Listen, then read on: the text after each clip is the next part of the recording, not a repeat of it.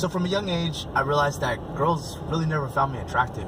I wasn't a good-looking guy, because of my size. I understand why there wasn't an attraction there. Around that time frame, my mind was very negative. I had a very poor outlook on everything. My attitude wasn't the best.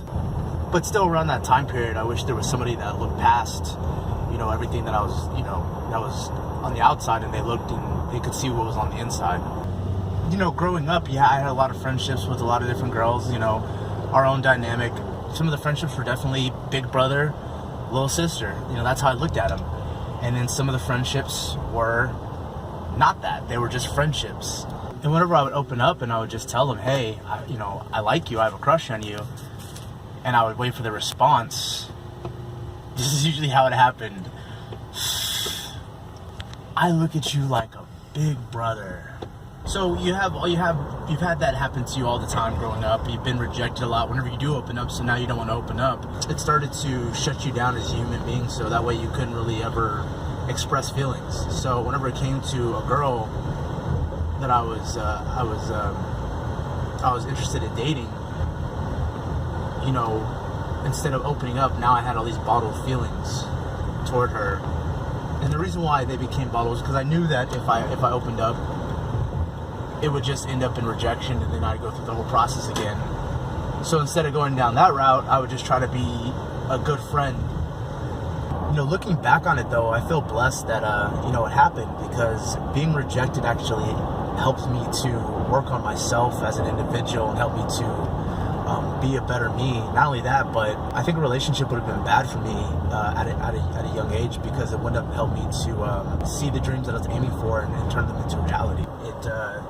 It made me really look and reflect, and it gave me time to be alone and really work on myself.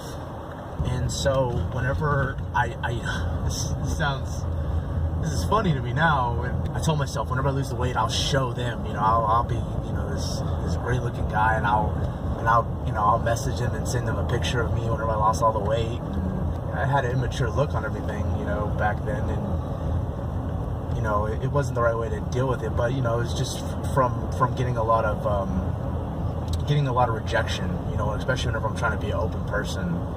After losing some weight, back in Texas, I had somebody who I was talking to before I left to move to Vegas, and we continued to stay in touch. And through staying in touch, we found each other attractive, and we just kept talking. And our relationship kept growing more and more and more, and it got serious. And she wanted me to move back to Texas so that we could see if this would go the distance. So I moved back to Texas. Having never experienced this type of love before, the feelings that I had inside me were very strong, and I've never had a true, real relationship at that point, and I wanted to experience this. Unfortunately, the relationship did not work out, and it was a kind of a hard and rough experience. It taught me not to give up on myself. You can't give up on yourself and what you're aiming for. It's great that if the other person wants to go along for their journey, that's one thing, but if they're taking you away from your journey and what you're trying to go for as an individual, then that person isn't for you. And that's kind of what I had to learn from that experience. In the future, when I'm looking for somebody, is to look for somebody who's going to come along this journey with me. But, I want to say that I'm not against finding love. So if someone's out there for me, I'll definitely give it all my attention, my time, but they need to be able to be by your side and to help you cross that finish line, and you as well for them. You want to help them to reach their goals and see the best side of themselves. And if you can't do that for them and they can't do that for you, then maybe the relationship just isn't right. It isn't meant to be. So the whole move to Texas and going through all this, it's been such a crazy experience. That wasn't the place for me to continue my journey, and I still had so much more to go. And so I decided to move back to Vegas, because I still have a story to tell, and I still need to see it to the end.